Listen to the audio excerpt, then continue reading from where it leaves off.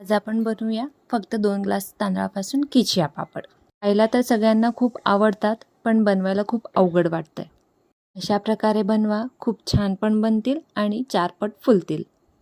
त्याला इथे आपण 2 ग्लास रेशनचे तांदूळ घेतलेले आहे, ते रात्रभर भिजत ठेवले आहे। तुम्ही इथे कोणतेही तांदूळ घेऊ शकता। आता कुकरमध्ये 10 ग्लास पाणी घेऊ, त्यात 1 चमचा जिरे, अजवाइन, 2 चमचे पापड खार, चवीनुसार मीठ आणि अर्धा चमचा खाण्याचा सोडा घालू आणि एक उकळी येईपर्यंत वाट पाहू।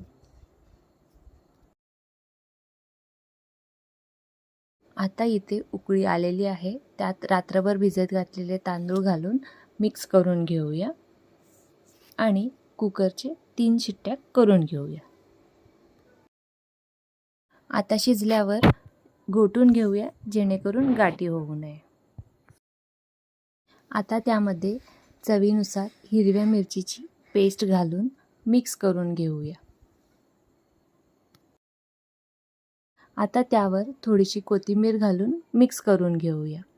पहा, आता बॅटर तयार झालेले आहे। आता हे बॅटर दुसऱ्या भांड्यामध्ये काढून घेऊ, गरममध्ये पापड केल्यास फाटू शकतील। प्लास्टिकचे 2 तुकडे घेऊ, त्याला तेल लावू, त्यावर गोळा ठेवून एक मीडियम साईजच्या प्लेटने दाबून घेऊ। ते पहा, न लाटता पापड किती गोल तयार झाले आहे। अशाच प्रकारे सर्व पापड तयार करून घेऊ। हे पापड 2 दिवस उन्हामध्ये वाळवून घेऊ।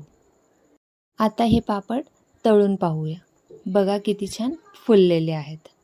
तयार आहे खिचिया पापड। अशाच पापडच्या रेसिपीसाठी सबस्क्राईब करा। धन्यवाद।